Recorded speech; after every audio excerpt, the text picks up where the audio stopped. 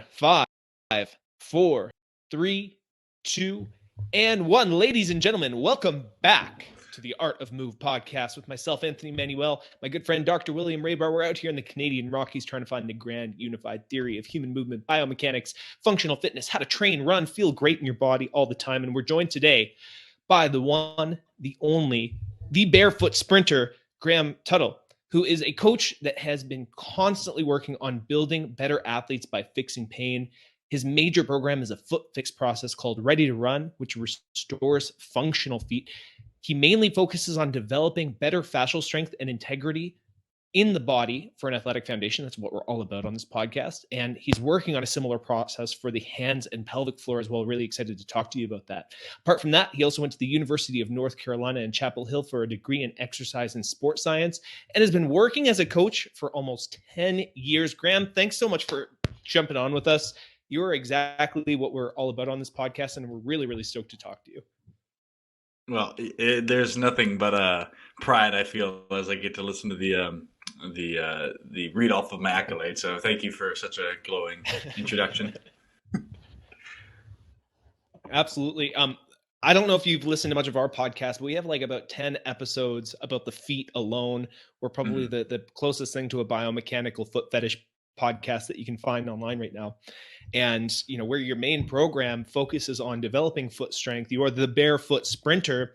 How did you kind of come into this work? How did you start focusing on foot strength? When did you realize it was so important? So this is like I read a little bit of a history of injuries. It's interesting because I think about this a lot.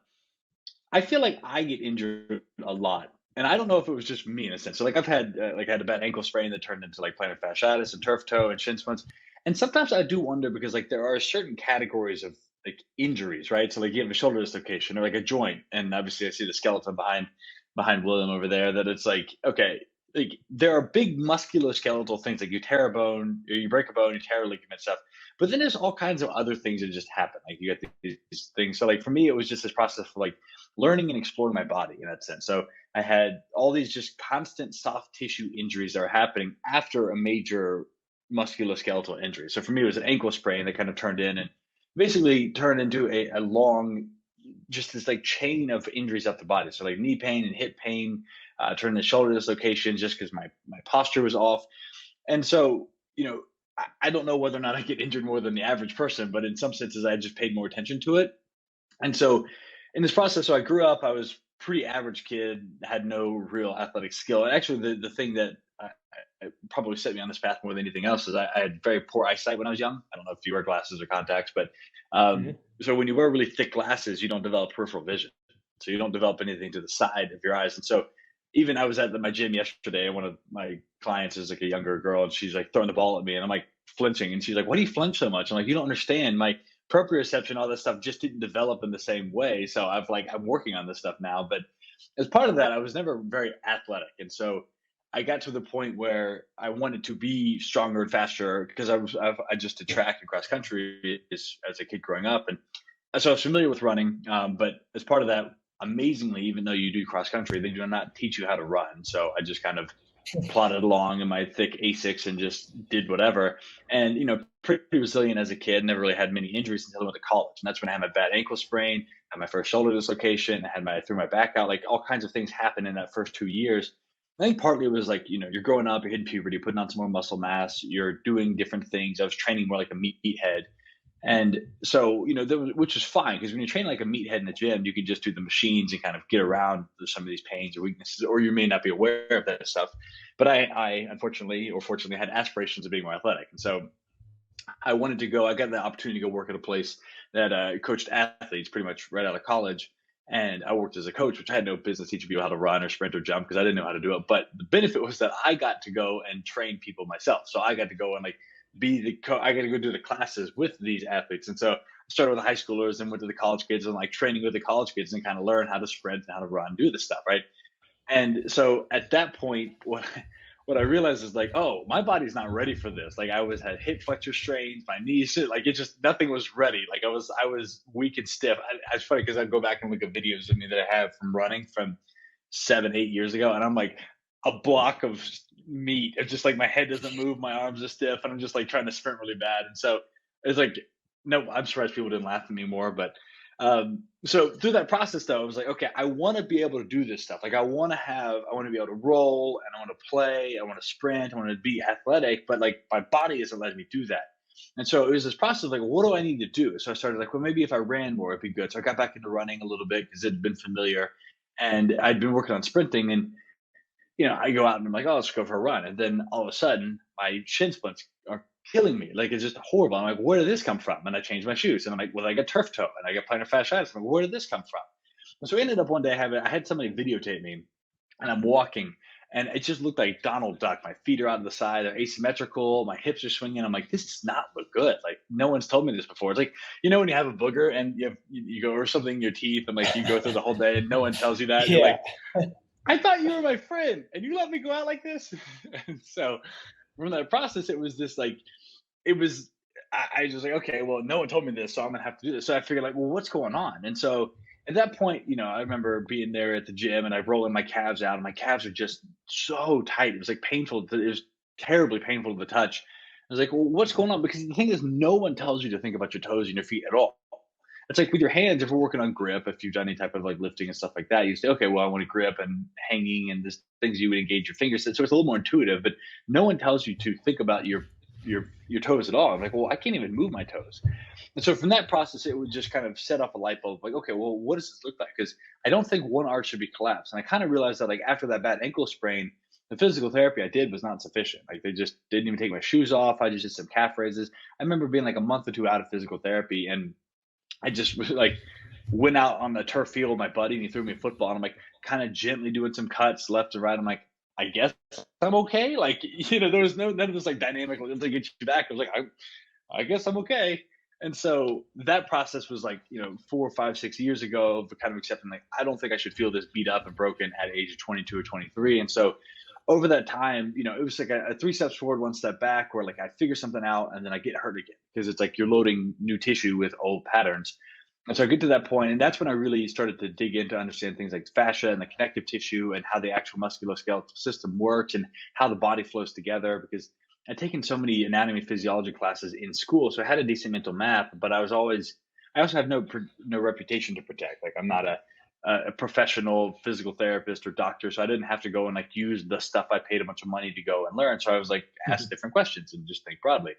And so at that point, like, I got to the process of saying, okay, I'm starting to fix some of these things, and I'm able to go and run, and it just felt really good to go run. So I'm out in the turf field because I live near the college campus here. They got these massive turf fields, and then it just, it was like I had a buddy videotape me running, and it kind of took off, and so he kind of leaned into that, and I got a gimbal, made him run beside me, and so that got a little bit bigger. And it's like, I had Keegan Smith that we've talked about, just or Keegan Smith, I should just give more credit to. He's the brains behind the whole operation. He's just a brilliant guy. And so he's like, that thing you do where you run barefoot is like really unique. And like, that would break my feet. And most athletes would never be able to do that. It's like the barefoot sprinter. He threw this out there. It was like 6 or 7 months ago.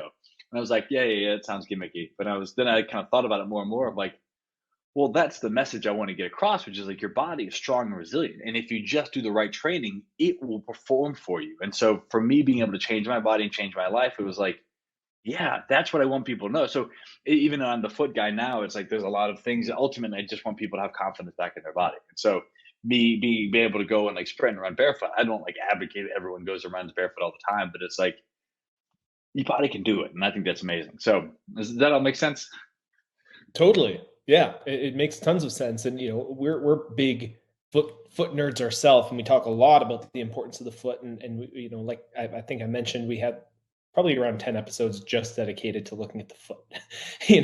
Whether that's with other guests or just ourselves, like pulling up images and talking about the structure and how we transfer force and the fascial structures. And like we're big foot nerds. I mean, you're kind of preaching to the choir in terms of the importance of having control, awareness, structural integrity, fascial integrity of the foot. Now, from your perspective, what are some of the inputs that people have in daily life, in modern life, that kind of lead to a lack of foot strength, a lack of foot integrity? How are people kind of sabotaging or damaging even their feet? So, well, the low-hanging fruit here is that they're wearing shoes in a sense. And so the equivalent I said, if you had an oven mitt all the time you wore that kind of kept your fingers together, you'd probably lose that. Or the very clear analogy is if you've ever broken a wrist or fractured anything in your hand, you put it in a cast, it's like very quick that you lose your dexterity, your coordination, your strength. And even you can look, so what I find is interesting, and I don't know, this what will make sense to the visual, but if you look at my hands, I do so much with my right hand that it's like you could see the meat and the strength that's just not there in the left hand. Like there was a legitimate 10% size difference on my hands. And so what I think is very fascinating from that is like a visceral or like a very visual analogy for people is that whatever you do with your body will adapt to that. So the stresses you put on it make it more resilient for that stress. So the other side of that is the stresses you take away from that make it less resilient. So everything from the thousands of nerve endings at the bottom of the feet that otherwise are able to orient you based off of the texture of the ground, the temperature of the ground, the degree of angle, whether it's firm, whether it's soft. Like there's so many things that go on from that. Just feeling the ground is one side. The ability for your foot to form what's a short foot position. So think about like a fist version to be able to punch the ground, hit the ground very, very powerfully when you're running and jumping. And it's amazing to start to look at some of these people like the Maasai tribe that can do the video I'm sure you saw where the people in the red ropes are just bouncing off the ground like 30, 40, 50 inches. I don't know, 50, but like they're just flying off the ground. Or you look at kangaroos that are just jumping. It's like we all come from the same carbon atoms in the sense of we're all designed to be able to do this stuff. But the question is like, what happens along the way? A big part of it is wearing shoes. You know, kids from your early age are getting shoved into the mini Air Jordans, and I know they're cute, and I know it's like everyone likes it, but you know, it's essentially you look at this. One of my teammates, she had a kid, which is crazy to me that people can make people. Like I can't get over the fact. I don't know if you have kids or not, but like people can make people. Like people make people. Like women make people. It just blows my mind that you can make a person. You were made, and we're all made. Yeah, like a mom made us. Crazy. But you look at this little baby, it pops out of the womb, and it's like their little toes. You just see like they're wiggling, they're moving, they're spread out, and it's like pressed in the middle. They clench down, and it's so cute. I got really bad baby fever after she walked in and handed me this thing, and I was like, "Look at the toes, they're so cute. Look at the hair." It's just whatever. It's many person. But the point of that is that like you look at the capacity we have, and we either are allowing that to naturally work, which is the crazy thing I think about. Because if you look at the body, people have this idea that like arches, I got flat feet, I've got bad feet, I've got bad ankles, I don't have arches that didn't form. But no kid has arches. They don't even have bones. It's like, so you form under the stress. And it starts, are you crawling? Are you standing? Are you walking? And the body is amazing to do that stuff. So when we take away the feedback that would otherwise stimulate that, we end up getting to a point where it's like, you know, we lose the actual capacity for our body to integrate, to move, and to balance, and to, you know, be with the world. And so then we get weaker. And then, of course, when we get weaker, we have this is the analogy I always look at. Like, so people talk about how people like we're foot nerds in a sense. We get it, we care, right? But people that don't, have never had it explained to them. It's not always intuitive why it matters, right? Because it's, well, I'm not going to not wear shoes. I'm not going to go and be barefoot. So they're like, well, what's the point? Why does it matter? Well, when you can help them see like your feet impact everything up the chain, that kind of makes it a little bit more real. So it's like, this is where I think the disconnect is. And if I've had success with anything, it's just telling a better story for, you look at people that are brilliant physical therapists, brilliant chiropractors, brilliant like medical professionals, and there are brilliant coaches out there that really encourage, and like, there's nothing I'm saying is new. But as the people that are out there saying this stuff is like, well, what are they missing? Where's it not connecting? It's, well, your feet matter so that you can do. And the people in general care about the so that you can part. They don't care about the feet matter part. So it's saying in the same sense of like, you look at all, like people get it in a sense where like their calves are tight, your ankles are stiff. You look at your forearm, it's like, okay, I have all these muscles in the forearm that move. And maybe it's not clear with my 720 HD camera, but you can see you see all these muscles in your forearm. Good. So if I were more jacked, you could see it better. But speaking of which, I was out with Marcus Philly like 2 or 3 weeks ago. The man has not an ounce of fat in his body. He's like moving. I'm like, oh my God, you like every muscle. Anatomy chart. Yeah. I know. Yeah. It's like, and I'm sure you geek out on that stuff. You meet someone like, I can see all your muscles. And it's like, wait, hold on, bro. But you see that, and it's like, okay, so you have all these muscles in my forearm that only move if I can engage them with the proprioceptive cueing of my finger. So if I can grab things, if I can pull, if I can move these joints. So if I can't move the joints of my fingers or my wrist, I have no ability to access the muscle might form. And so when in doubt, the body will always create stability. So it's going to go with stability over mobility in a sense, because it wants to create security. We're very security driven creatures. And so the same thing happens with the feet. If I can't move and engage and wiggle my toes, all the muscles in my calf, my lower leg, and that whole like 360-degree complex down there, it doesn't move. And then it gets stiff, and when it gets stiff, that takes away the springy the foot ankle lower leg spring complex that would otherwise absorb force for the knee, and then you get knee pain. And so what I think is interesting is, like, at this point, I don't really even talk about the knee very much, because like we don't talk about obviously the different joints, but we don't talk much about the elbow or training the elbow. We think about the hand and fist, or hand, wrist, and the shoulder and the scapula. So we think above and below.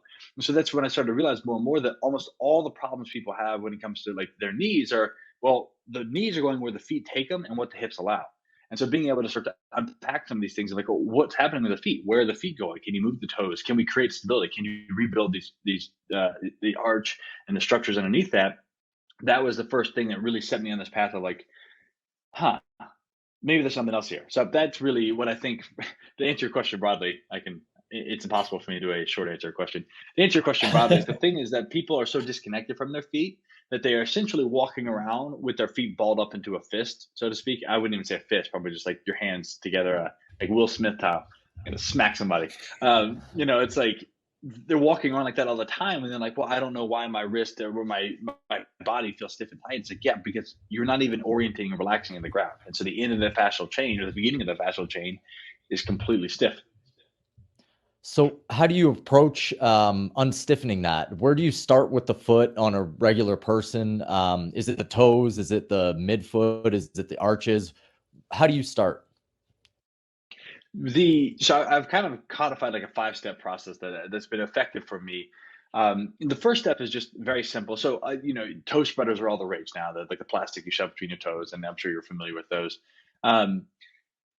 I've actually never used them. Like I've tried them on when companies sent them to me, but I've never actually used them in a sense, because I just have found that they do a job, but I'm not quite convinced that they're that different from orthotics, in a sense that they go for the aesthetic as opposed to the function. And so the first step of this process is called the hand foot glove, in a sense. So it's just basically differentiating the toes. So simply where you just take your fingers and you work them through the toes. And so a lot of people, if they're stiff, they have bunions, and they may only be able to do one foot at a time, and they may need to use some baby oil or lotion to get in there. But essentially you are just taking, and so feel free to do this while you're listening. You're essentially working your fingers in between your toes in some sense. And so it's painful at first. It does not feel good. There we go. Exactly. Now there's a few things that happen here. Have you done it before? Have you ever tried that? Like not to this degree, no. It's very intense. I actually give it to some patients. Yeah. So, and there's a few things I think that are important about this that I don't think people qualify. So the toe spacers are good because they spread your toes out. But just as, if I had something that I did a hand spacer, like there's an aesthetic of how the hand and the fingers work, and there's an aesthetic of how the toes work, but then there's the function. So I want to be able to make shapes with my fingers. I want to be able to move and engage that. So that's one part. So when people just wear toe spacers for hours on end, it's like, well, now you're just kind of creating a passive stretch on the ligaments without any type of active engagement with the rest of the muscle. 2, there's a proprioceptive feedback. So proprioception is basically your ability to have tactile feedback. So if you think about when, like, if you put your shirt on, you have an itchy tag, you can feel that, right? Or even worse, because I shave my head like once a week, because I'm not, I don't have as much hair up there as I'd like. We can't all be William, but yeah, you understand, Williams, whatever. But there's when you cut your hair and you put a shirt on, it's like itchy, and it's the worst. But eventually you stop paying attention to that. Or if someone scares you, you don't think about it anymore, right? So, but there's something about the proprioceptive feedback. So there's something called the cortical homunculus, which I just think is fascinating. It's if you ever see, it's the brain, and it's the parts of the brain. I think it's the cortex. I forget what it's called. The part of the brain that maps to sensory engagement in the body. So when I can feel my fingertips, my face, my tongue, lips, mouth, my feet, my skin, and there's like parts of the body that are more sensitive than others, right? We kind of get that, right? So within that, we have the ability to feel. And so one of the things I think is fascinating is if you look at little babies, you look at kids, they're like sensorially adapted to this. So they look at everything. And so they're always wide eyed. You gotta go back to the baby. It's like, they're looking at you wide eyed, like staring at you. They reach out and they want to touch you, and then they want to like put you in their mouth, which I think is fascinating. I mean, I've heard people that the reason that people kiss is because it's like a risk assurance. So like, I'm going to share my saliva with you. So I'm sick. You're taking the risk with me. But I also think there's another side of like why people kiss and do things is like they reach out, they want to touch something and they feel it. And ultimately they're trying to figure out, is this okay to eat? And so then they touch it and then like feeling it. And so the way we get to know something like intuitively is to like put it in our mouth or to chew it or to bite it. You know, it's like there's something about that tactile feedback that is our ability to explore the world around us. So when it comes to that, these are the things I think about. Doing the hand foot glove, like the fingers are such a vital part of getting in and feeling your toes, because it's not just enough for your toes to spread. You want to re-engage the sensorial capacity of your foot. You want to feel. And so essentially you can use your fingertips as a way to feel and know the world around you. So there's this knowing sense. So if I want to feel, understand, well, what is a book? It's like the idea of like the map is not the territory, right? You ever heard that phrase before? Mm-hmm. Oh, yeah. So, I can look at it, but to go and say, what does it look like to be in the Canadian Rockies? What does it look like to be in California, wherever it is? What does it look like to know what a humerus is on the body? It's like, well, this partly is like I can intellectually have a mental map here, but that's not the thing. Part of it is the feeling. Can I feel the dirt? Can I, feel the air? Can I breathe in and taste and smell? And so like to adapt our senses to that environment is a big part of it. So the same thing with our feet and our body is this is why I think human touch is so valuable. I think most people are not touched nearly enough. And so it's interesting because I don't have kids, but I do think about like the Western style of parenting, which is like, there's distance. So even if people are carrying kids, they're rarely on after the first day. They're usually wrapped up. Skin is covered up all the time. The feet are covered up all the time. Even if they're with you, you have separation between your skin and their skin. They're always bundled up. They're wearing clothing. They're, in the little like carriers or the strollers. And it's like, I don't think people get enough touch. And so part of this is like, okay, what does it look like to touch as a way of knowing and learning? And so when it comes to the feet, when we lose all the sensory input from the feet, part of that is just getting that back. So just like you would go outside if you've been inside all day and it's a dark room and your eyes you hit the sunlight and it's so bright. That's a lot of what it is for the feet. And so they go out and everything feels harsh. It feels sharp. It feels painful. It feels overwhelming. So part of that is just in a very safe, very simple thing is like just to take those fingers and rediscover your feet. That's the first step. So that's a fundamental. The hand foot glove, if you wanted the 20-minute reason why, the hand foot glove is like the thing to just start with. And so that's what like take 5 minutes, take a minute a day and just work in there. And you'll be amazed at how much better you'll get in the span of a few days as you do that. It make sense? 100%. And then the next, this is just because it's there. The next part of that is what I call the big toe thumbs up. So this is a pretty fundamental thing. So your thumbs up position is a pretty fundamental position. So your four fingers are flexed and your thumb is extended. The same thing that happened with your feet. So most people lose the capacity to do this, or they've lost the capacity. So what I do is you take one hand, you pull the toes down, you take the other hand and pull the big toe apart. So you can kind of use that toe like a joystick and then work it around. And so that's differentiating the big toe. So we think about this, the finger spread, but also the thumb functions independently. And now this is where people who have bunions it's no foot would have bunions without shoes. Like shoes are the only reason for bunions. And eventually you get the laxity of that shoe caving in and pulling that big toe in. So you get laxity in the ligaments on the outside of that foot. But fundamentally bunions are from dysfunctional feet. So now while you're trying that, the next step is, okay, I can do this and get the position, but can I hold that? This is where you're going to feel some cramping. So if I pull those toes down and pull the big toe apart and then let go, keep the big toe apart and then let go of those toes, if I can continue to flex and get as tight to this position as possible, you're going to feel some cramping in those toes. You might not because you're two are strong, handsome gentlemen, but it's one of those amazing things of like, fundamentally, what are the shapes you should make? And the big toe's there. Now, what's interesting is if you put your feet together and you try to do that big toe, so you flex your toes, your big toe will get pulled in. And now you would think if I did this and if I squeezed my fingers and my thumbs pulled in because they were stiff, that would be a problem, right? If I couldn't move my fingers independently from my thumb.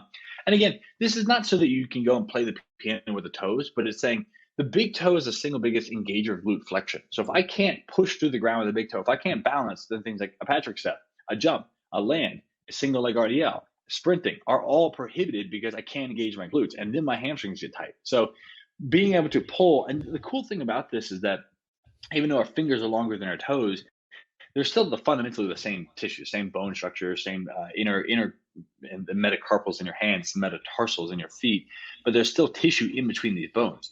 So if you look at that, the ability for this foot to form a dome, to cup, is integral to its ability to engage with the world around us, to grip and such. Same thing with the foot. So if we can't dome with the foot, then we can't create the rigidity when we want to strike the ground. So we strike and hit a trampoline thing. We hit the ground, pop back up. So it's that pop. When I hit, pop back up.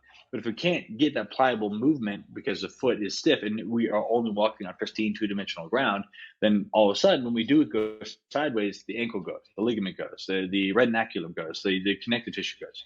But what's cool is that you have tissue in between these bones that, I used to have this uncle, I think he's still alive. I'm, that's how my brain doesn't work there, family stuff.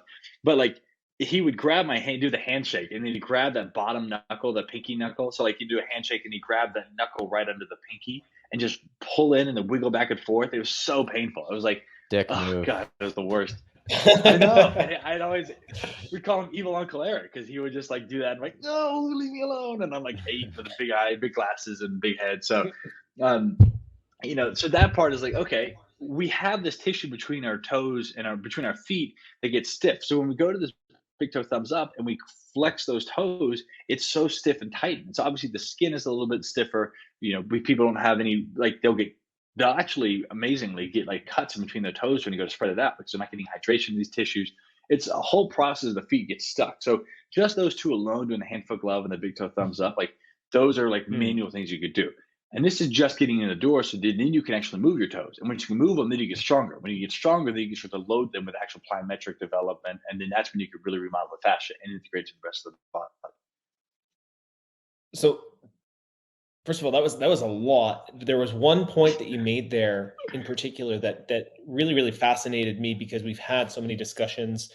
We're kind of notorious for starting debates about the big toe. We've had many, many guests with different ideas, and I wanted to talk about this idea of the big toe being a driver of glute engagement. Both of us have had David Weck on quite a few times, who was a big proponent of big toe training for optimizing the flexor hallucis longus. I myself, did a lot of the ATG system has like all those long range toe raise stuff. That was Ben's sort of idea, was like if you're doing these long range toe raises, you're training the flexor hallucis longus. And then a lot of GOTA coaches that we've had on are really, really big proponents of not funneling the weight off into the big toe during the gait cycle. And I found that really interesting. And in terms of glute activation, I've played with a lot of different loading patterns and, funneling weight into my foot. And, their model doesn't have a lot of big toe pressure down during the gait cycle, but I still feel quite a bit of glute engagement. So I'd love to learn a little bit more about the structural side of what, like, why is the big toe, how is that connect? How is the big toe connected to the glute, I guess, for our listeners? And how can big toe training kind of optimize your glute engagement, especially during the gait cycle in something like a sprint? Okay, great questions. And first off, I'm tickled pink that I have anything to add to this conversation because you just mentioned some really smart guys. So, and again, I reserve my right to be wrong. What do I know? I'm just an average meathead. So these are just things I'm asking questions. But one of the things, there's two parts, is kind of like fetishizing the anatomy and physiology part, which is like, this looks exactly like you. Look at the bone behind you. I think some people will sit around the ivory tower and think exactly this is how it should work. It's like, in reality, people are messy in a sense. And I think that there's the idea of like, there's probably no perfect way to do this because you look at the transition. So humans, like for all we know, that the best models say that we came from monkeys. And so monkeys, weren't sprinting. There's not very many fast monkeys, right? Because the way that the foot they would have had a foot that grabs. And you start to see some of these Aboriginal people that like, they still have a foot that goes out the side.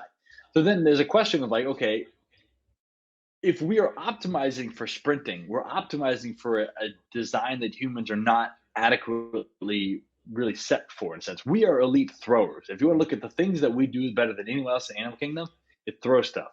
It's build stuff, it's throw stuff, and plan for the future. So from that perspective, it's like I think this is why there's so many different perspectives on like how exactly to sprint and move. I put up this Instagram video of me running in slow motion, and I had a little clip of like, what do you think I should do? I had like over 100 people that were like, do this, do this, do this, and then like half of them say, you look great. Half of them say, I can't believe you didn't even put this up. This is horrible. You know, everyone's a sprinting coach. So in some senses, I think what's probably more valuable than saying exactly this is how the big toe goes into the running form. I think it's probably more applicable for people to say this is what happens when the big toe can't move. Meaning, it's so hard to do a counterfactual of this, of like, what does it look like to have healthy big toe, healthy feet? Well, you show me someone who's never worn shoes, and then let's look at them. But you know, those are the things where like it's hard to find that, because everybody we're looking at is saying, even for me, it's like I'm still doing work to get my toes and feet, and like I've spent, I don't say more than any, because there's a lot of people who've done. I'm just an average person just going through this stuff. But like I've spent a lot of time thinking about this and working with over 1,000 clients at this point through the first few classes ready to run, and like getting feedback and going through that. And even then, when we do run, it's like, okay, it's one thing to go run barefoot, but then it's like, okay, how does that change when you're in shoes? So there's so many variables here that it's very hard to say this is exactly what's happening. So with the process, I think the safest thing we look at is like, even though it's hard to say exactly what happens with the big toe, and I can walk down like how I think about it.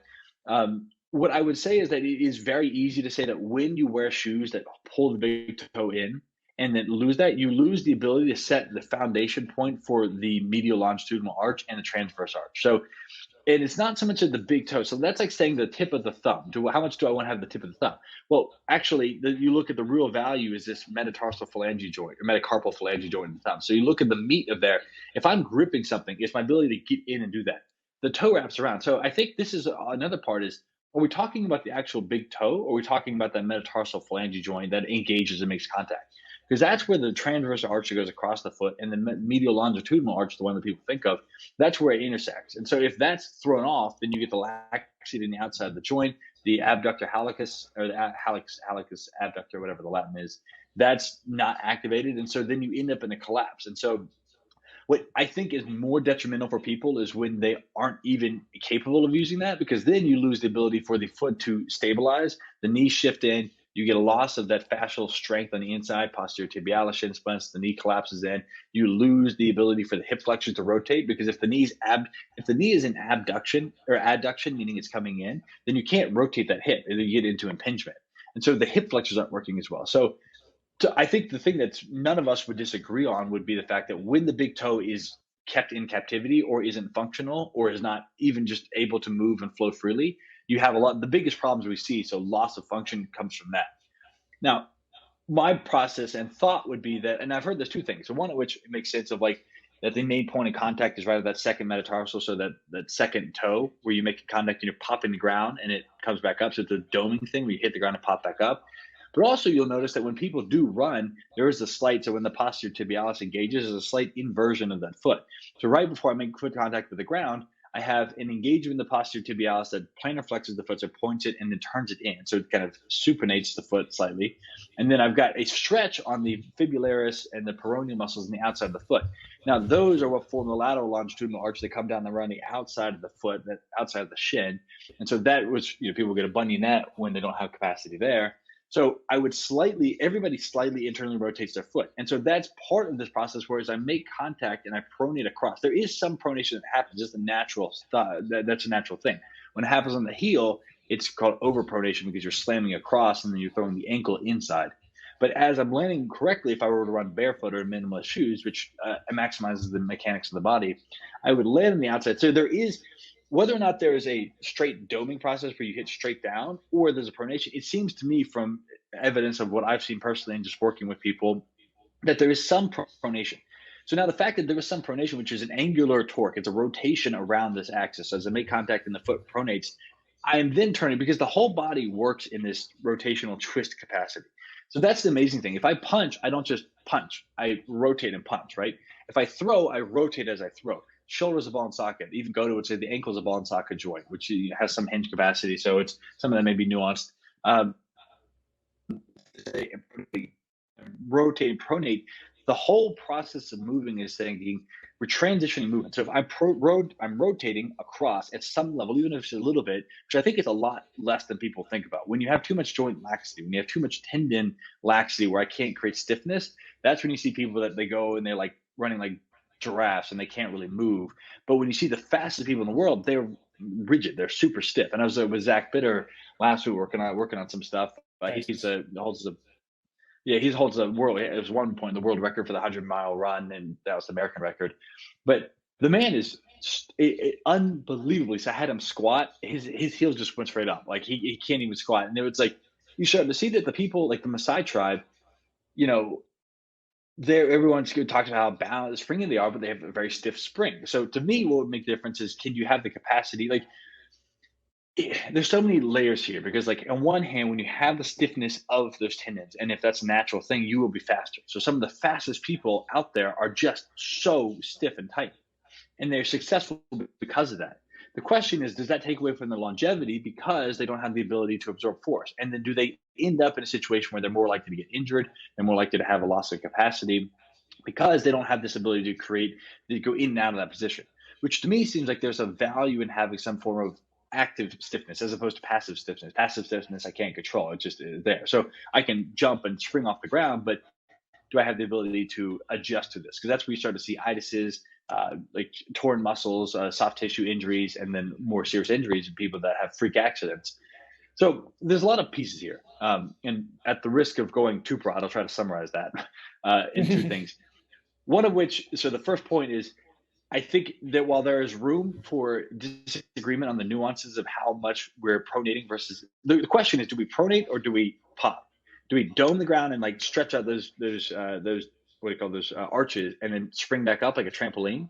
Or is there a pronation going across? I'm in favor of some level of pronation, even if it's a small thing. I think the less pronation you have, the more you're able to ideally hit the ground. The less pronation you have, the more stable of a surface you're on, the more you're able to just hit that force and direct it straight up into that flexion extension and the rotation at the hip. But some people would say you just pop the ground. And so maybe I think as you get to less and less stable surfaces, you have more pronation. And as you get to more and more stable surfaces, that's when you're able to just hit the ground and just pop, because that's going to be the quickest ground contact time. Obviously, doming the ground and hitting the ground is going to be quicker than pronating across at any stretch.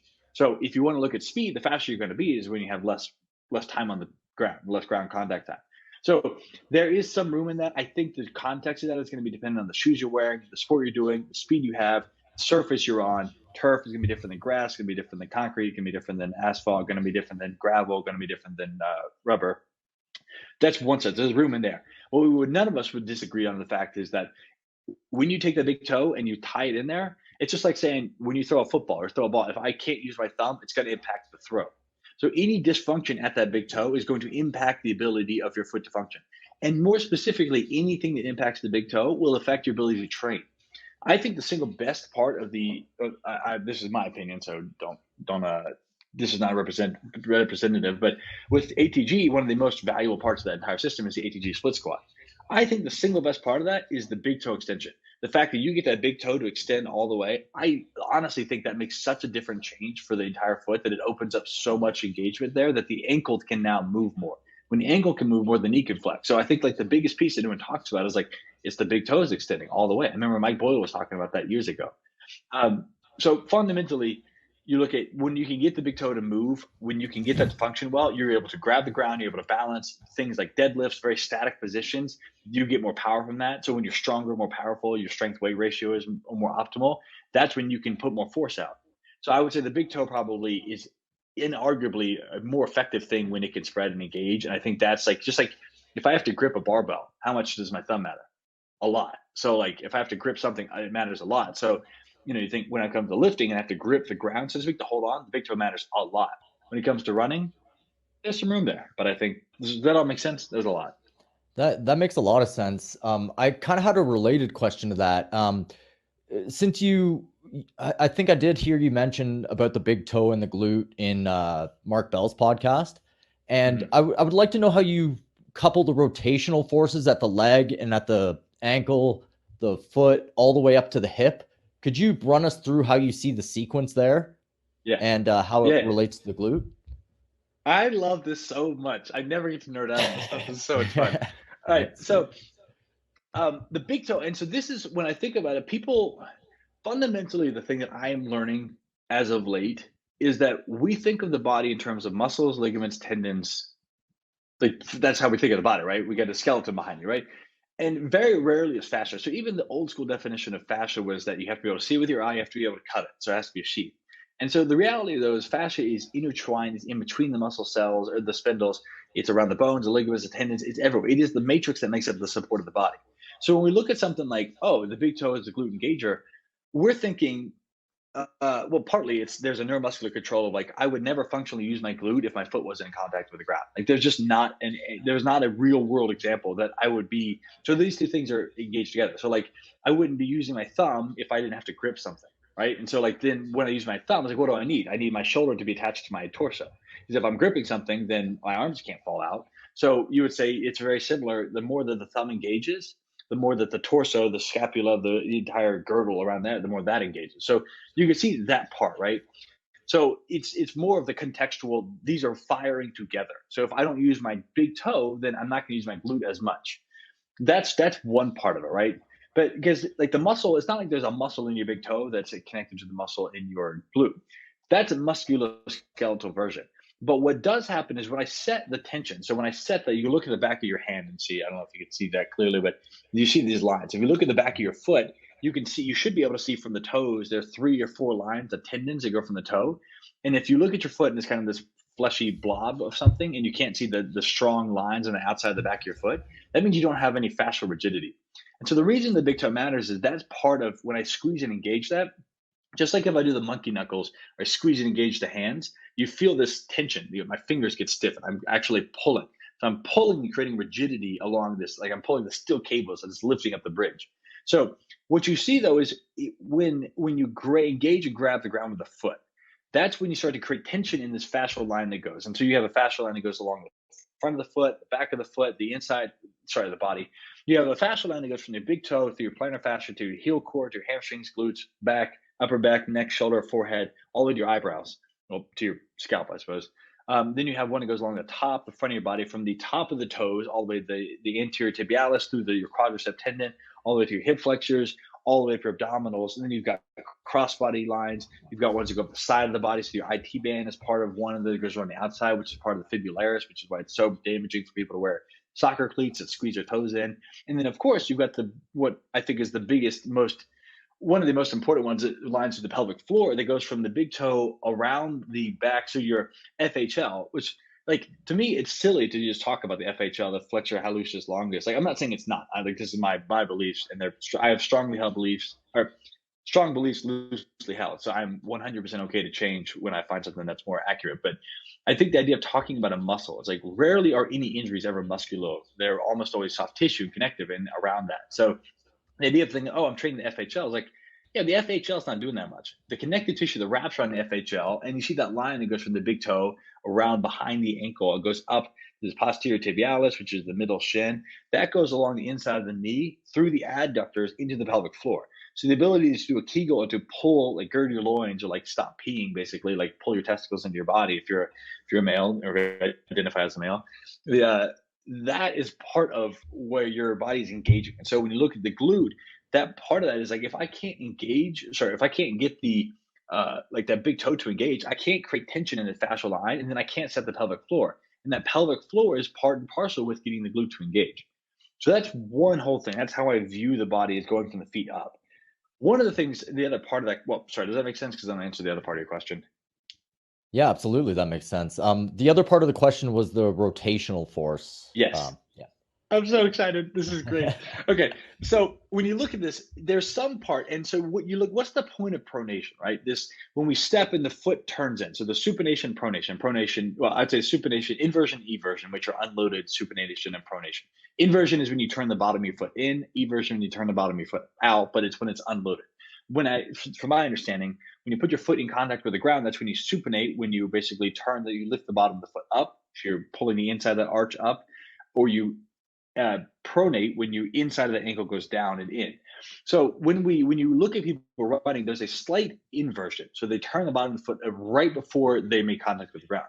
Part of that is a pre-tensing of the muscles that are going to stabilize, because when we hit the ground, yes, we're used to perfectly pristine two-dimensional surfaces that are, we know this is concrete. It's unnatural in the sense that it's never changing, but our bodies aren't.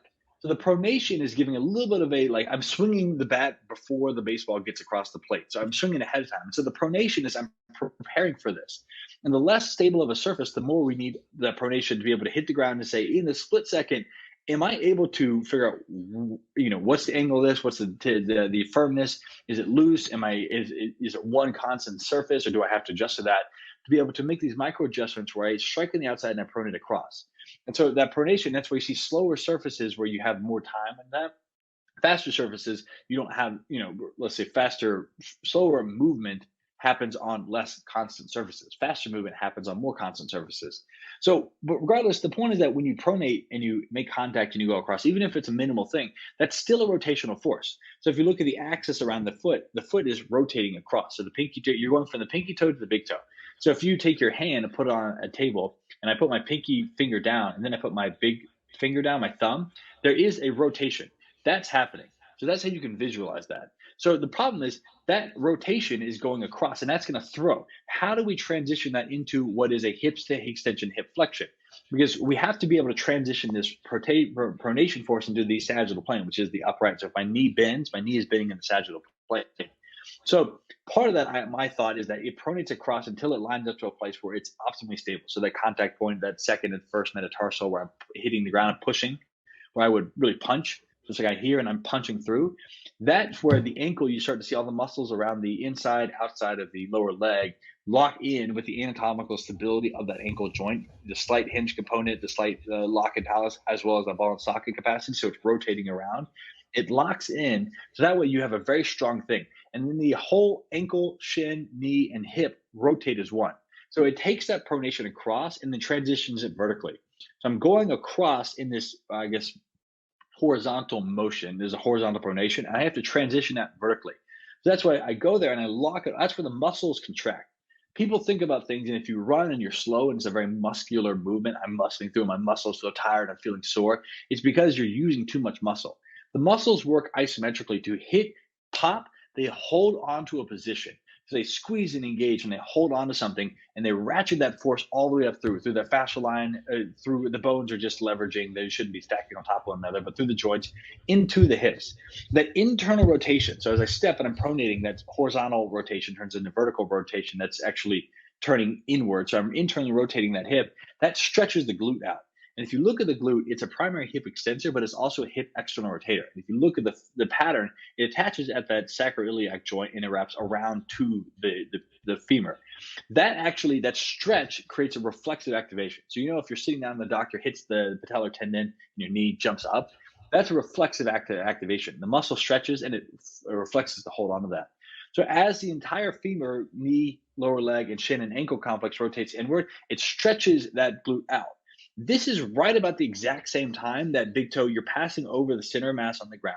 You're pushing, you'd be making contact, pushing through that metatarsal big toe joint. So the glute's engaging. So the glute is engaging with a tactile feedback, so the big toe is in contact with the ground. Whether or not I think it's probably a silly thing. I'm pushing through my big toe because the big toe's got no muscle relative to the glute. But what happens is as you internally rotate, it stretches the glute out. That reflexive activation gets the glute to fire. And so as part of that, the glute extends and it pushes and you drive forward. So then the cool thing is that creates an external rotation attached. So the whole thing externally rotates, which then stretches out the internal rotators, which are the hip flexors. So at this point, I'm pushing, I'm extending, my foot's going behind me. So the internal rotation, the hamstring is engaged passively. The hamstring is now stretched, so it reflexes and pulls back in. And the internal rotators are now being stretched out. So then the rectus femoris and iliacus and the psoas, those all fire to internally rotate and drive the knee back up. So they aid. The problem is that the people strain their hamstrings when they can't use their hip flexors. And part of that is set when you don't have the fascial line that lets your hip rotate.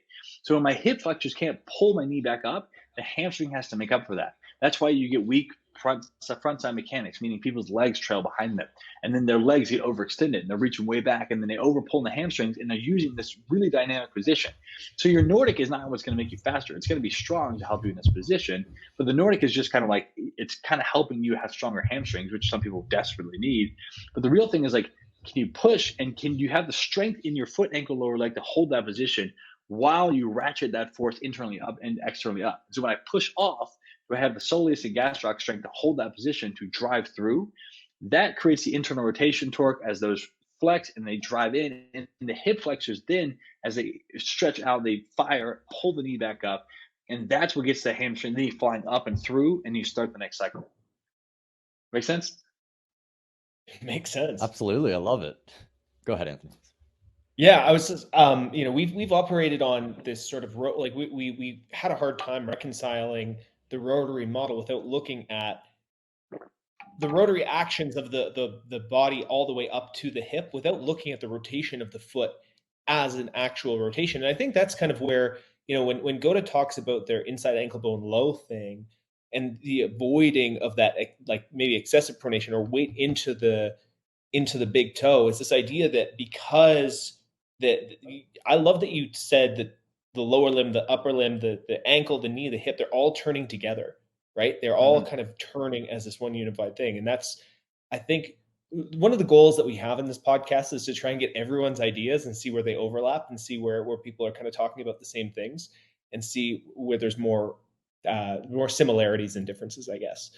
Mm-hmm. And in a lot of the models that we've kind of talked about, we look at the sort of anatomical structure of the bone of the foot itself as like almost like a bridge that can carry and absorb more force than, say, the soft tissue of the arch, right? Mm-hmm. So like, this idea of this pushing down and bouncing into the arch, I think it's can't remember the windlass mechanism, I think is what it's called, right? If I'm not mistaken. It's like you collapse the arch and it has this elastic recoil that we speculated is like, it's a lot of force to be dumping into soft tissue versus you have this bone, which, it's this boomerang shape. You can sort of funnel this weight like almost in a boomerang way, And the question was for me for a long time was like, okay, well, if it's following this bony bridge, doesn't that automatically make your ankle collapse? Or if you're talking about the whole rotation of the ankle, the knee, and the hip all at the same time, then it's all going to transfer, and you're not going to get a lot of dumping into that side. You're not going to get a lot of excess pronation there. So it sounds like you start in an everted position when your foot doesn't make contact to the ground, and then when you make inverted, and then when you make contact on the ground, that's when you start to pronate, and you just almost pronate to enough of a neutral position until the point where you can just pull it back from the loading in the glutes. Essentially, that's what I heard.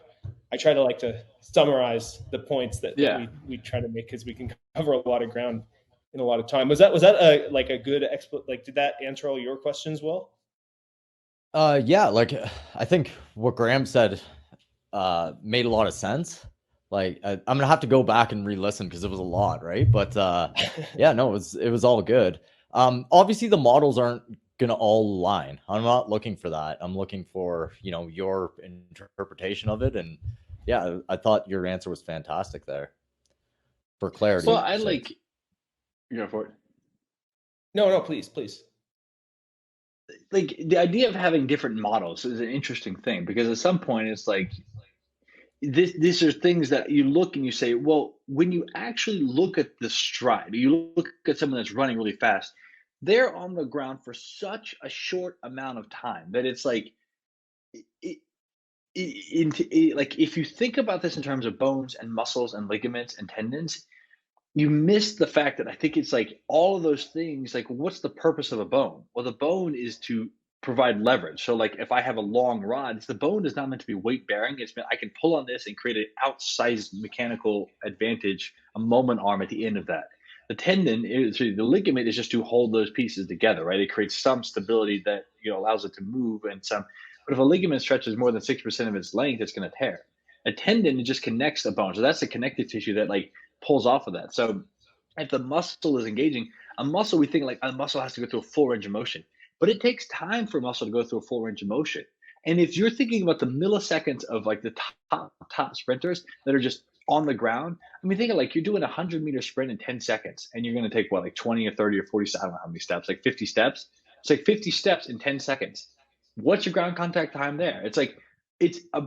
What muscle can fire that quickly? Because it's you think for a muscle to fire, think about it. For a muscle to fire, the muscle has to then go pull on this. So like if my bicep fires, I have to pull on this, which means I have to then get that to engage, take the slack out of the system, and then pull this up to get a motion. Because the muscle is, you look at the cross bridge, or like the what do you call it? The where it's stronger one position than it is in the other, like the force curve of a muscle. Yeah, like I'm going to be weak in my bicep when I begin to flex it, and then when it gets about 90 degrees, that's when I'm about the strongest, right? So I have to flex it and wait for the time because my hand can only move that fast. That's not enough time to go and sprint. So when you look at it, it's like there needs to be a bunch of structures, and that's where the fascia, I think, is just it's stronger than steel at some point. And when you maintain the proper function, you can get this. That's why, like, you see people that go and they can just maintain the stiffness. They hit the ground and just lightning rises up, and it's the speed of gravity in a sense. It's all the way up and it's down. They're not. It's not a muscular thing, and that's the thing of like running. So to illustrate that, they did this study because the only other animal in the animal kingdom, this is from what I remember from the study, that has a similar Achilles tendon setup as a human is a kangaroo. So they put a kangaroo on a treadmill and they had him go walk for half a mile, and then they had him bounce for half a mile. It used less energy. They've also strapped it to a VO2 max thing. I don't know how they did that, but it used less energy bouncing. And it's like, we are designed to be effective creatures. So think about the idea of a throw. It's like I create positional strength, so like positional potential energy with stored elastic, and I just follow through that. It's like a baseball pitcher is not muscling through that throw. They're creating a ballistic force by step, and I stop, and that stop as I follow through, it just ratchets through the whole body. And I think the thing with sprinting is like the point of the muscle is the muscle needs to be able. So I think about, like, if you go walking your tiptoes, you do a calf raise. I've actually stopped doing all calf raises, and I just do isometric holds at the top. It's like, you get through a calf raise, it's like I could go through a full calf raise potentially, but what matters more when it comes to sprinting is, can I hold this top position? And there's a degree, I think it's like 15 or 30 degrees above and below that position. So if I can get up on my toes, my tiptoes, and I press in and squeeze that as hard as I can, and I hold that position, that means, and obviously that's potatoes compared to the force that go through your body when you're jumping and doing plyometrics and sprinting. But that's why I go and I sprint barefoot. So I did some sprints on Sunday, and my feet and calves are still way sore. And I've been doing this for years, but it's like the faster you get, the quicker you get, the better your form gets. You're able to put a huge force in that body. And that's remodeling the connective tissue. So the question is, are the muscles strong enough to hold that top position? So if you think, what's the quickest, how quick can I strike the ground and come back off? Right? So the question is, okay, if I make contact, wherever the natural position is, I want to be able to hold that position.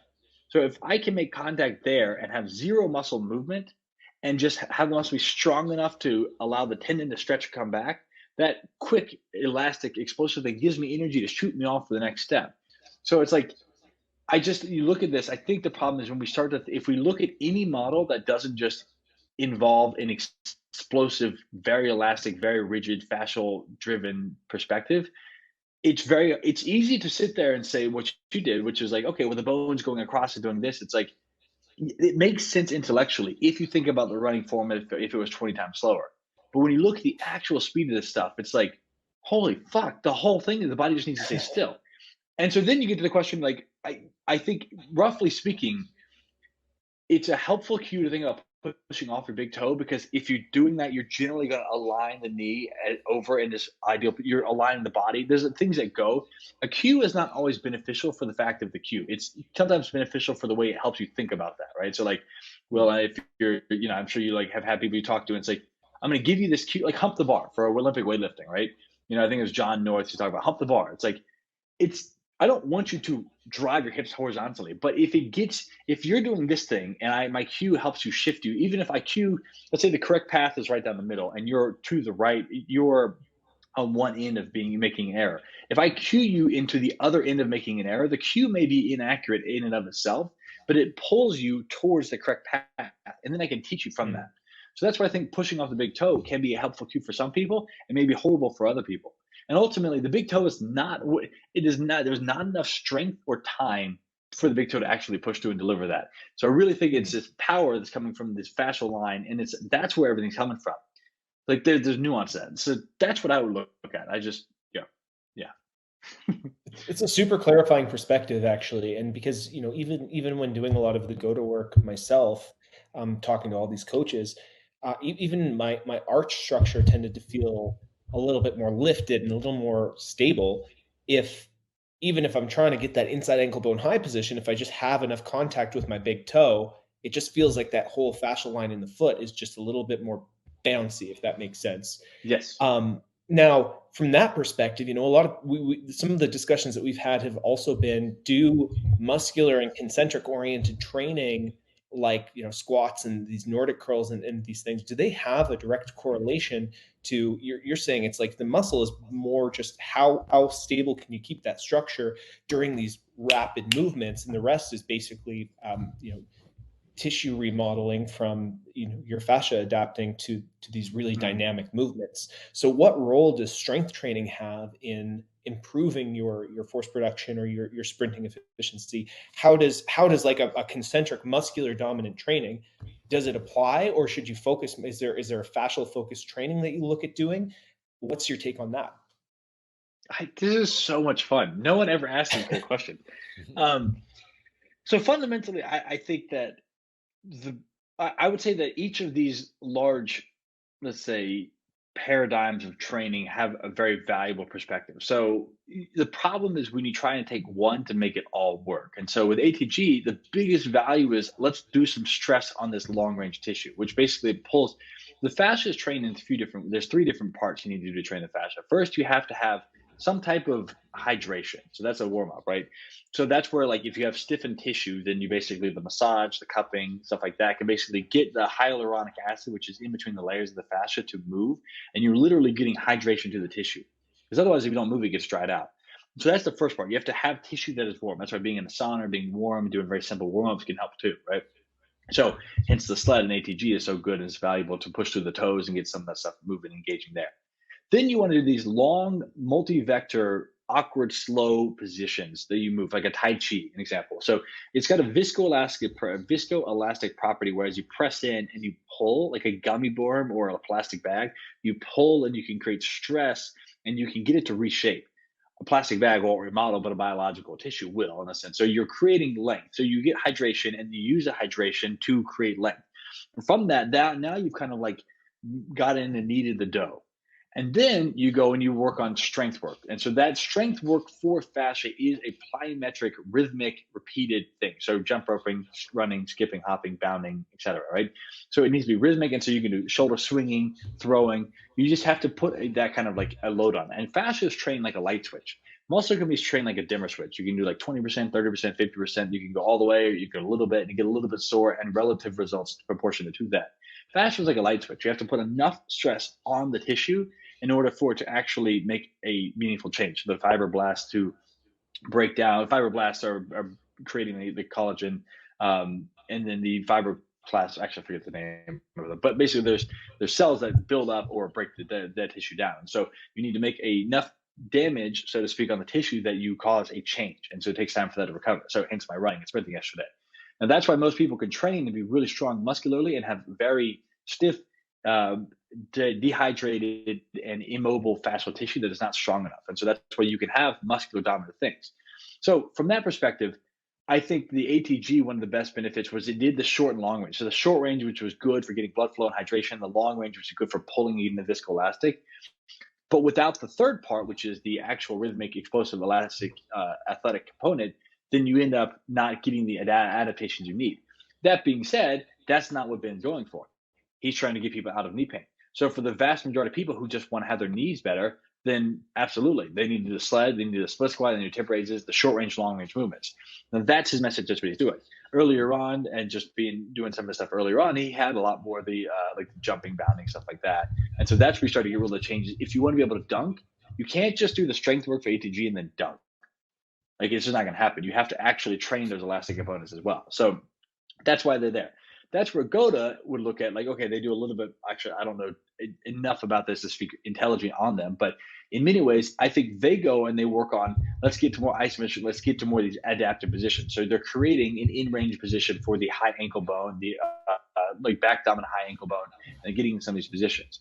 So I think that fundamentally, they're all of these processes are using the same kind of model, so to speak, for that, because they're getting hydration in the tissue and then they're optimizing a specific long range adaptation. So we go to some of the movements that more like high ankle bone. So you're doing very pulsing, very small movements, and you're kind of engaging that and getting hydration in the tissues and getting them stronger. Really, the benefit, I think the biggest benefit of all this stuff now is because people have forgotten about fascia for forever, because it's a Tai Chi thing. It's been around for forever, but we collectively forget. If you wait 5 or 10 more years, 5x5 and 5-3-1, the big strong man, the powerlifter stuff, that's going to come back because people need to get stronger. Because what you're going to see now is everyone gets skinny and weak and they don't do anything like real weight. And so then they get like skinny and mobile, but it's like, we need some big boys to be able to move some weight. So like, but that's another thing I've talked about with Mark Bell a lot. And that's another thing. I've been out with Mark a lot in California and Sacramento at his gym out there. And so we spend a lot of time thinking and geeking out about this stuff. But fundamentally, it's say, okay, to the extent that they're able to create a fascial change, that's when you're starting to see a reduction of pain because you're taking the stress off the bones, so they're no longer compressing one another. You're seeing a reduction of muscle stiffness. You're seeing a reduction of the itises, so the tendinitis, fasciitis, where that's the tissue is not strong enough, the connective tissue is pulling on the insertion.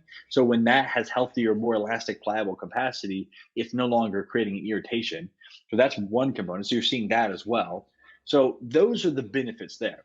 That being said, I think it's incomplete until you look at what Joel Siemens doing. I think he's got an amazing approach, which is the problem is in all of these things when they only advertise their one stuff. Like when you look at the stuff, David Weck's perspective, I think he's spot on with this. Is like they go to looks at their.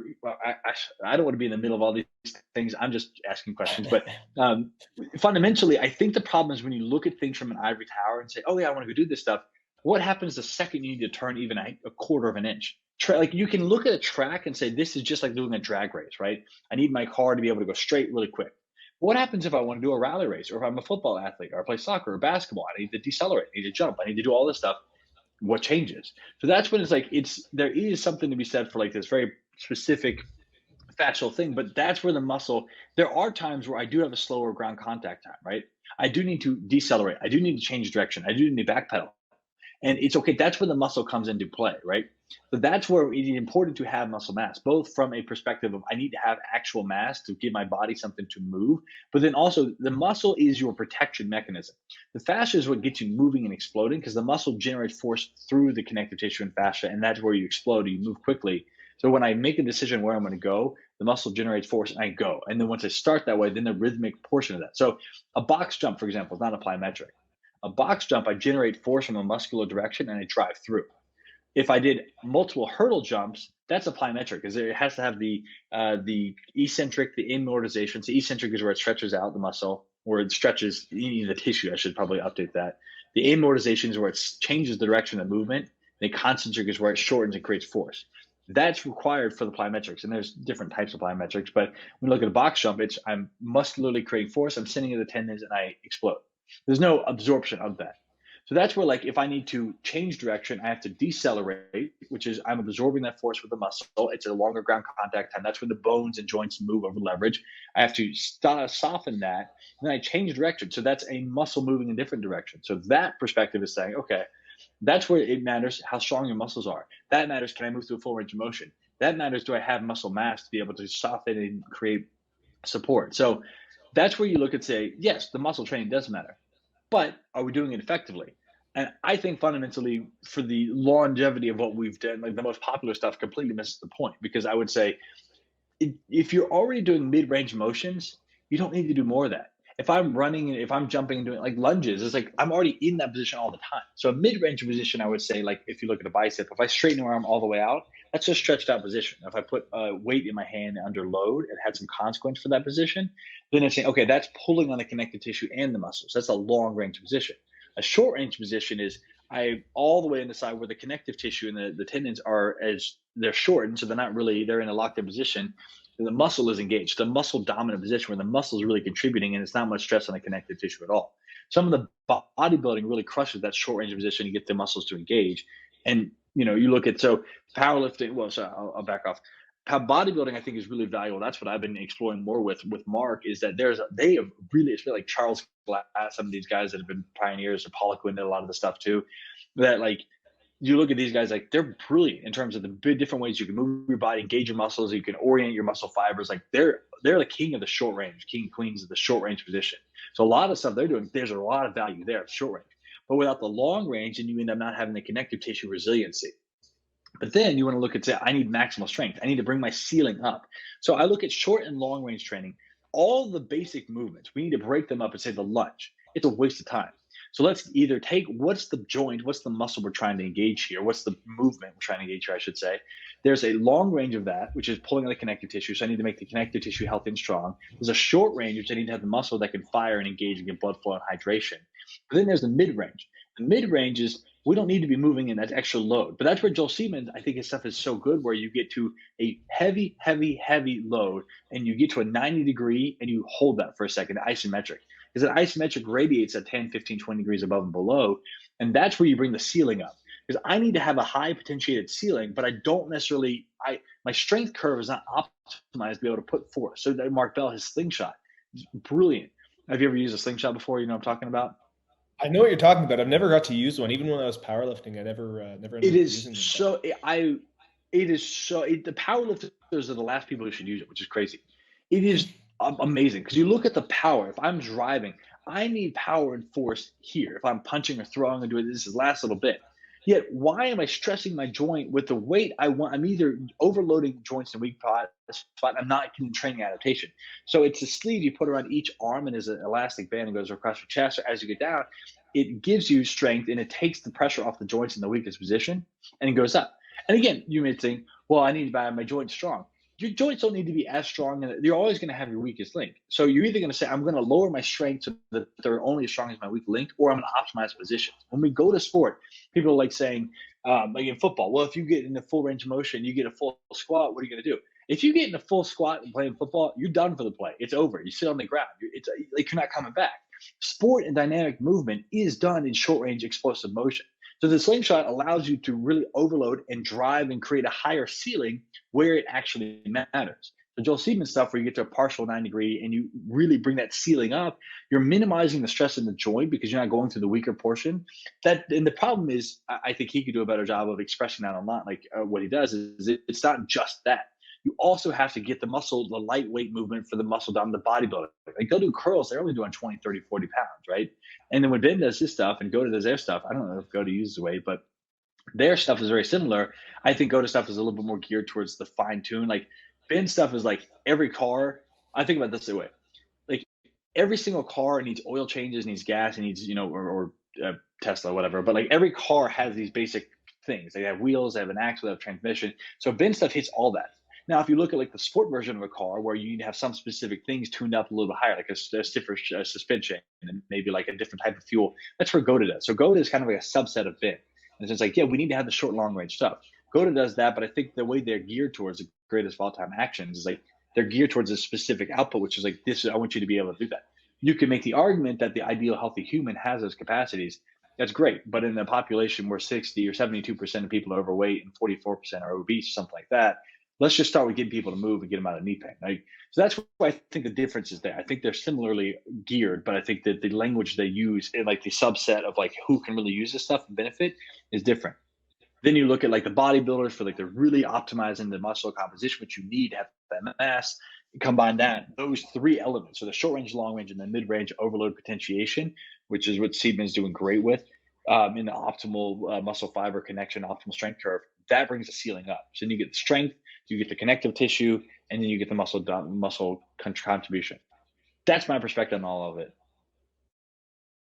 It's a pretty broad perspective too, and just for your own benefit too, with because I've done both ATG and I've worked with a Goda coach, and kind of been able to see pretty in depth the differences in their approach. The way that I kind of explain it to people, the difference between ATG and Goda is that ATG has a focus on tissue adaptations and creating a really solid structure, whereas Goda is this idea of creating like what they view as efficient movement patterns, which would stop tissue degradation. So they think that certain movement patterns are suboptimal for people to go through because when you create certain joint angles, it's wear and tear on the tissues. So it's a stop the bleeding approach versus even when I was talking to Keegan, he's like, well, it doesn't matter if you have a thicker wire, you're going to pull on that wire, it's not going to break, So I kind of look at it as more of like a tissue training adaptation thing versus a pattern training adaptation thing, where they, like they're greatest of all time athletes. It's they kind of look at it as like, what's the indigenous human pattern, and they try to pattern that in. Now the question for me is like, and Will and I have actually had this back and forth, is just repeating the patterns over and over the most optimal way to create that type of pattern in someone, or is there a certain tissue quality or an attribute structurally that lends itself to these patterns, right? We've kind of talked back and forth. I mean, tissue training versus pattern training has been an ongoing debate since we started, over 55 episodes ago, right? So this is an ongoing discussion. I love. So you're also the first person I've heard to talk about Joel Seedman in a favorable way. he's very easily strawmanned as someone who's doing the fantasy stuff for Instagram, right? And I think and I was one of those people too, because you look at something and you instantly dismiss it because you don't understand what the hell's going on. And then I had some other conversations with some really smart coaches, and they're like, no, like look at what he's doing. There's actually some nuance to what he's doing here. So if I'm going to summarize and see if I understand kind of where you're coming from, like there is the actual fascial adaptations that come from a rhythmic bounding stimulus. And that is going to specifically, you have those multiple phases of movement that your fascia needs in order to adapt. The box jump is a bad example because it's just a concentric movement. You're jumping on top. You kind of need that rhythmic bounding motion for the actual fibroblasts and everything to sort of signal and adapt the fascial tissue to have that elastic quality, that rebounding quality. There is some benefit to creating a nervous system stimulus, strength stimulus, but it's maybe not necessarily as beneficial to go to these places where your joints are weakest and where you have this 90-degree angle. You can create like an overloading stimulus that maybe potentiates your nervous system for more force output without putting excess strain on the joint itself. Is that right? You correct me if I'm misinterpreting what you're saying. I'm just trying to summarize and make sure that I understand it too. Broadly speaking, I think that's ideal. And a lot of that stems from the idea of, I mean, it's so, because on top of this, there's training, but then there's also like, okay, are you recovering? Do you have the nutrition? Are you sleeping? Are you like actually moving? And so the biggest thing I would agree, like people, I used to be, and trust me, I've as I matured, I understand more people, but it's like, I think the hard part is when you see people that post a part of what they do, or like even if it's just like a main thing. And that's the problem with the internet. It wants to slide you into a niche and say, this is exactly all, people just think all I do is walk around on my tiptoes and my bare feet all day. It's like, well, there's a whole like philosophy behind it. But like that's the hard part is there. But yeah, so that's from my understanding. And this is my understanding. What do I know? I'm just an average guy that just thinks about stuff. But like, that's like with that, I think that those are the main part, because you have to look and say, because what I think that Joel Seedman does, so there's like the tissue,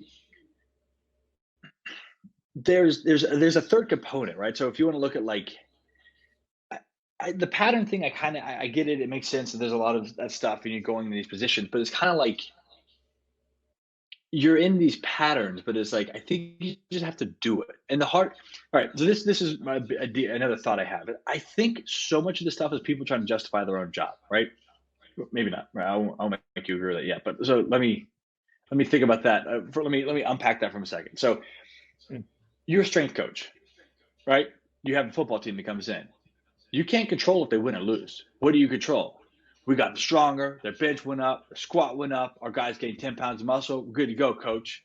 Like, but you have to create metrics that justify your existence. Does that make sense? And it's like, so it's hard to hear anybody say anything and say, if you're trying to justify why you need to do your thing, I'm not saying it's not accurate, but I'm also saying is like people become blind to see that, like, yeah, of course you got to do my thing because of this reason. It's like, how much of training do we even need to do? For example, if you have a young, healthy kid, at what point, like maybe they need to put on some muscle, but it's like, when do kids become unathletic?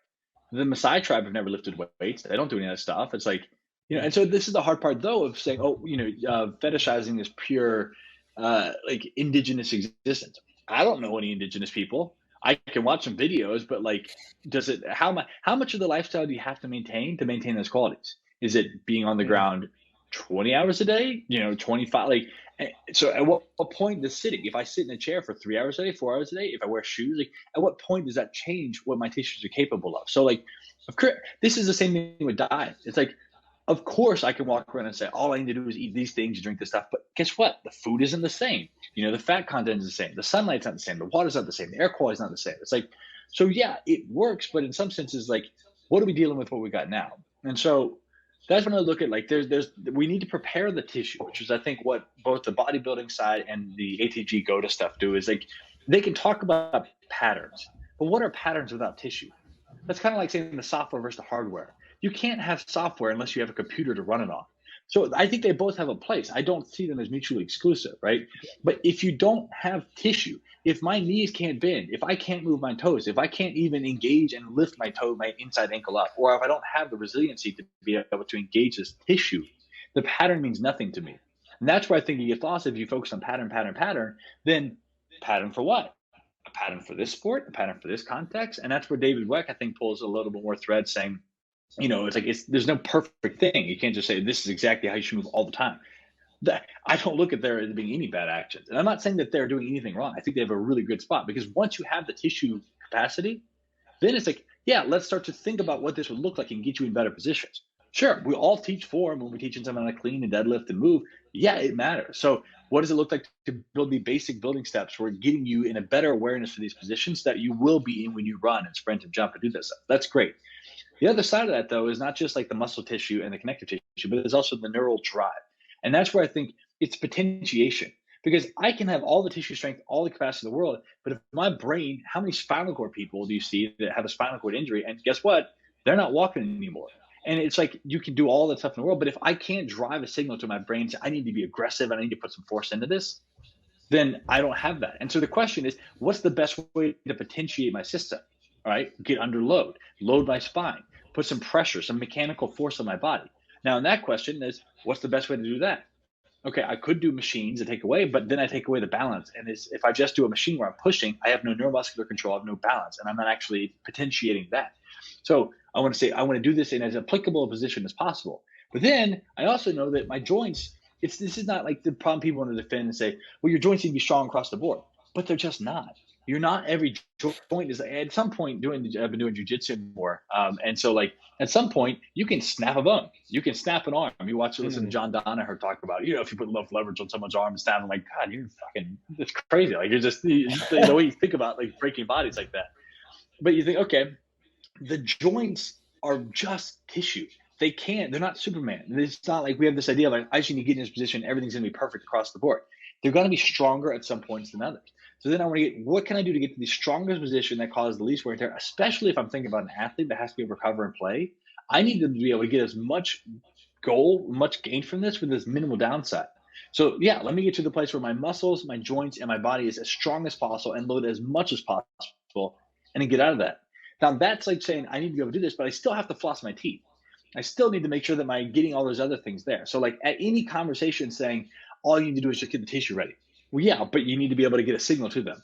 All you need to do is just have the pattern. Well, yeah, you have to have the signal. You have to have the tissue to be able to hold that. And you have to have the signal to go through it. Or all you have to do is get the signal. Well, on what tissue?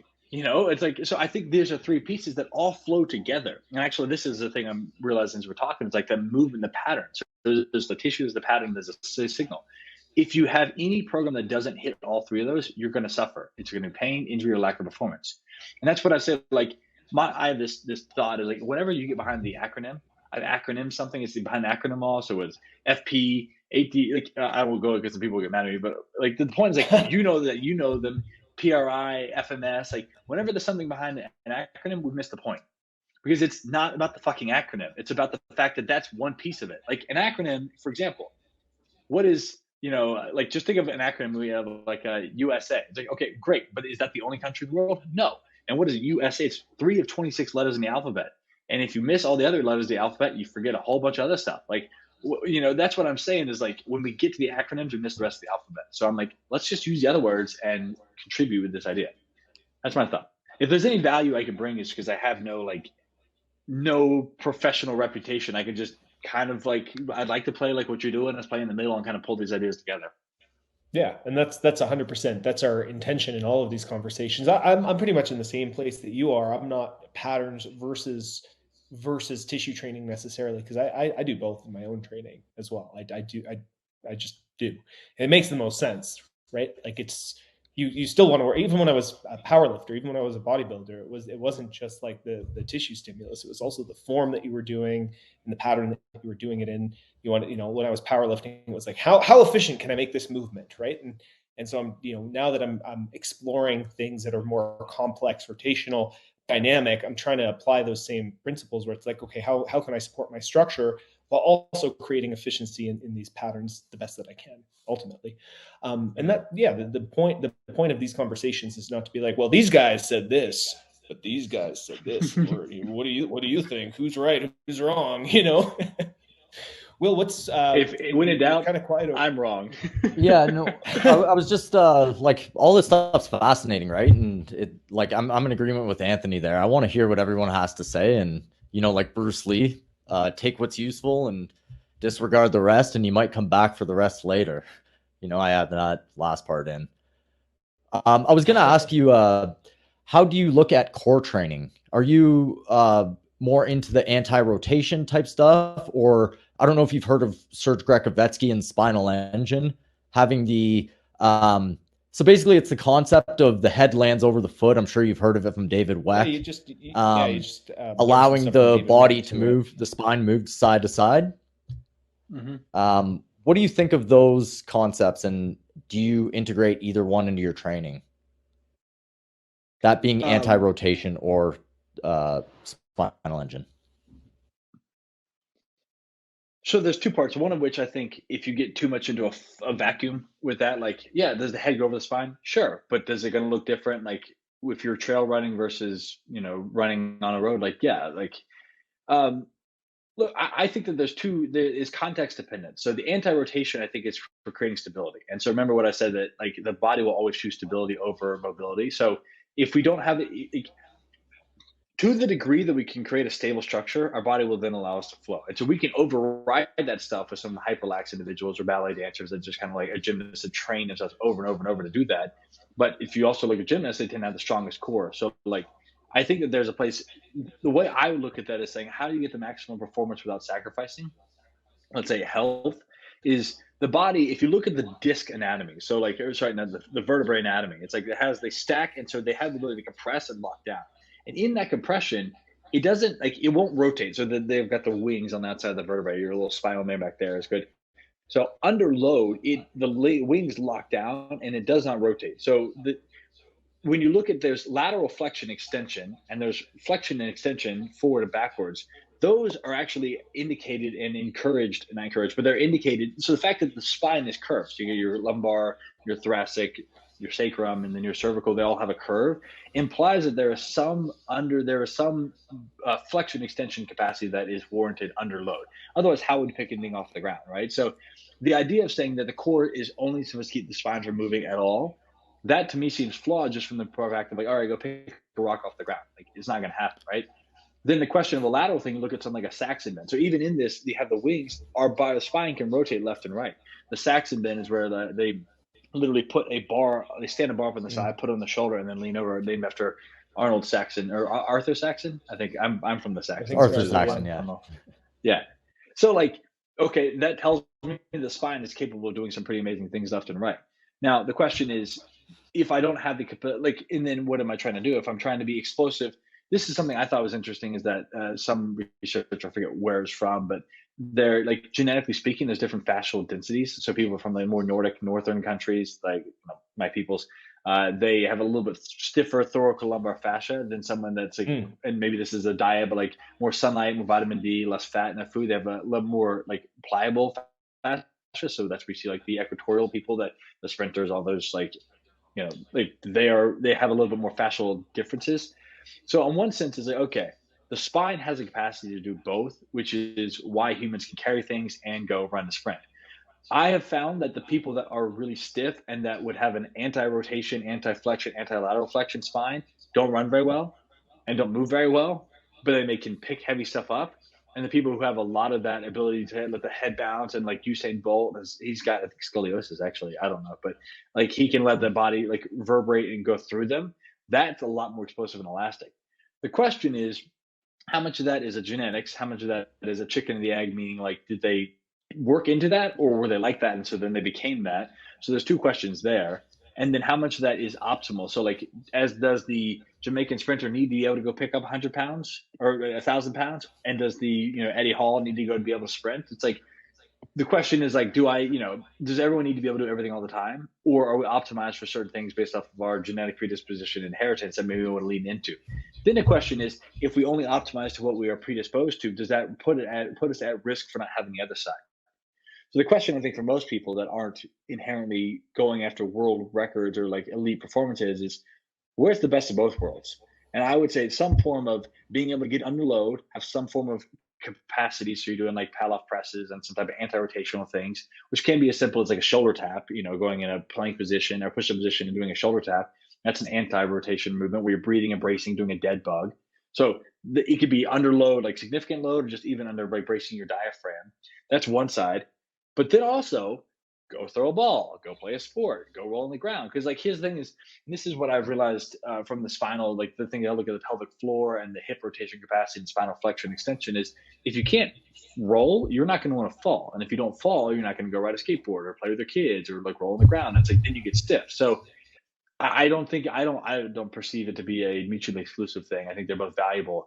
There are some questions though, whether what truly is available to every person and whether or not it needs to be, and then what's sacrificed when you get to because I think sometimes we overvalue, well, I don't know, when it comes to performance, we want to look at like what's the absolute, like a F1 race car, it's like, what's the absolute best tire traction for this, what's the best wing, they spend millions of billions of dollars on these cars like for a specific race and have everything locked in. It's like, yeah, but that car can't drive, like you would spin that car out if you tried to pull out of your driveway. So it's like when it comes to the extremes, yes, we need to isolate for those extremes. Like a powerlifter should not be, thinking about, I don't know, doing a back handspring. But the other side is like, when it comes to everything else, is like, that's what I like. I want to be able to lift some heavy weights and do a somersault and a cartwheel and sprint really fast, and do jujitsu. Like, does that make sense? Yeah, like that all makes sense, and I agree that if I'm lifting, I'm gonna want to do more stiff training, right? And if I want to run, I want to do a little less anti-rotation training. I was more like the end I'm looking at it is more real life motions. Most people actually aren't lifters. They might go to the gym for a bit, but they're not looking to be power lifters. What would be more conducive in regular life? And I think you did answer the question. I think you answered it very thoroughly, actually. Yeah. I think the breathing is the biggest thing that most people could do. Like if you learn how to breathe, if you singly learn how to breathe, you'll be able to do 90% of the lifting in your daily life without any issue, just because you can engage your core. Because it's funny, we could talk about both these ends. They're assuming people can actually engage their core. Like if you can't rotate, it's like if you can't breathe, you can't create any type of intrinsic stiffness in the muscles and the vertebrae around the spine to let it wiggle and move like the spinal drive would. But if you can't breathe, you also can't create brace and stiffness to be able to load it. So like the most important thing for everybody else, like, hey, learn how to breathe, and then everything else will fall into place. Yeah, 100. Well, I'm of that mindset as well. I've been doing tons of breath work. We had a few actually guests who just talked about breathing for like over an hour, and that blew my mind. Even just changing the way that I breathe and seeing how it affects multiple areas of my performance. That's such a low hanging fruit for people, and we just no one is talking about it in a mainstream capacity. Whether that's creating the intra-abdominal pressure for better core bracing for while you're lifting, or whether that's creating a baseline breath for better oxygenation, blood nitrate content, and carbon dioxide, all that stuff. It's just not talked about, right? And that's a very low-hanging fruit. We're just about out of time, so I want to do a quick speed round with you, if that's cool. In terms of, I know that you like to get into deep concepts, so I'll try to keep them as simple as possible. In terms of low-hanging fruit for people who are listening to this podcast who want to get stronger feet, what is the number one thing that they can do in their daily lives right away to start building up to a point where they can become a barefoot sprinter? Well, the number one thing would be what we talked about earlier, that hand foot glove and the big toe thumbs up, just getting that position. Those are going to get the toes moving and get that place. Three would be just walking around barefoot more, getting on textured surfaces, just letting the feet get out of shoes. Four, getting out of restrictive shoes. Five is wearing toe socks. Those are simple things you can start to do. If you want to develop the actual resilience and do that, like that's what I got the Ready to Run program, which we kind of walk you through the rest of that. But those 5 steps, if you do the hand foot glove, the big toe thumbs up, be barefoot more often, so just on texture surfaces, especially outdoors, like not like on actual earth, toe socks, and then less restrictive shoes. Like that's a whole different category too. Huge. And what are some things that people try to jump ahead too soon and they could hurt themselves if they try to do too much too soon? What would you advise people not to do right away? Running barefoot. It's not that people, so everybody could go run. Like if I said, hey, I need you to go 100 meters barefoot, they're going to do that, right?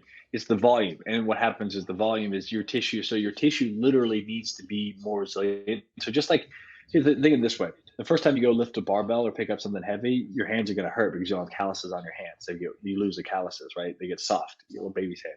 So my thought is like, if you got tan lines in your feet from socks, you get sock lines in your feet, you're not ready to go run barefoot. You need to spend, like, by the time that you have taken your shoes off enough to be able to get rid of the tan lines, you will have walked around enough to have some calluses on your feet so that it doesn't throw them off. Because it's funny, because it's not so much that the tissues aren't ready as much as like people run, their feet get irritated from from like actually rubbing on the ground. So then like it's like when you have a cut, you kind of change your gait, and that throws off the actual function. So there's a lot you can do really quickly, but it takes about 3 to 4 months for the fascia to fully reform and remodel. So in that context, it's like get yourself some time and then develop some calluses, get rid of those sock tan lines. Amazing. What is the one thing that you want people who are listening to know? What's your message? What do you wish people would think more? What do you wish people would focus on more? What is your message to the world? Imagine that we have an audience that is actually the whole world right now. It's simple. It's that your body is built for more. And that could be literally your life is built for more in the sense.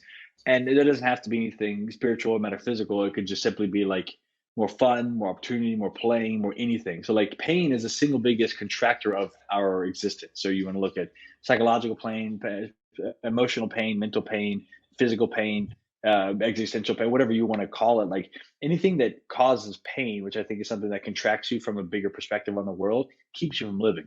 And so my simple message is that your body is strong and capable with the right support, support and training. It will adapt and be able to be the vehicle that lets you do whatever, which oftentimes gives you more energy, more time, more focus. They get you more money, get you more freedom, and like that's the thing. So I'm a big believer of starting with the physical body, starting with the physical joints, adjusting to the feedback of what your body's telling you is paying it, what your body's telling you is off, using that to develop trust in your capacity to fix that. And then you start to tackle bigger and bigger problems, but it all starts with your body, and your body's built for more, your life's built for more. That's epic. And last question, if people want to learn more about you, they want to learn more about the Ready to Run program, they want to just find you online, where are the best places for them to do that? So TikTok and Instagram are going to be probably Instagram is where I'm most active, but I've got a YouTube channel as well, but it's the Barefoot Sprinter at the Barefoot Sprinter on TikTok and Instagram. And then YouTube is just Graham Tuttle. I've more long form videos there, which I'm going to make more of a focus in the near future. And then broadly speaking, so I've got Ready to Roll, which is we didn't talk about the fingertips. There's so much you can talk about the fingertips and the jaw. Like there's a whole process there. And then there's the pelvic floor. But by July, because I've had pain fix programs for those for years, those are the programs. I've like built 3, 4, 5 versions of them, and then Ready to Run, I really nailed it with like the guided program, the class, the education, the book, all that stuff is one thing. So I've got that for the fingers, the upper body fascial lines from the fingertips to the face and the sternum. That's like an upper body fix, and the pelvic floor for the hips. So those are all going to be 3 guided classes. So no matter what, if you're having pain or dysfunction, or let's just say your body's not optimally working, then it's like these are options for you. But reach out Instagram, the Barefoot Sprinter. Epic. Well, Graham, thanks so much for this incredible conversation. I geeked out really, really hard. I even got flustered by how excited about the information that you were sharing with us. I just got like so stoked about all the stuff that you were sharing today. Really, really grateful that you signed on. Special thanks to Andrew for hooking this up. I really appreciate him helping make this happen. So thank you, Andrew, if you're listening to this one. This is will the be. Art of Move podcast. If you guys are listening on Spotify or iTunes, please leave us a rating or a review. If you're watching on YouTube, please hit that subscribe button if you like this stuff. And if you're listening on No Filter, well, thanks for watching us live, guys. That was super, super fun. You can check out our upcoming shows on nofilter.net. Follow me at The Body Moves on Instagram. Follow Will at The Art of Move on Instagram. And follow Graham at The Barefoot Sprinter. we all the at the beginning of our handles there. So thanks for listening, guys. We'll catch you on the next episode. Have a good one, guys.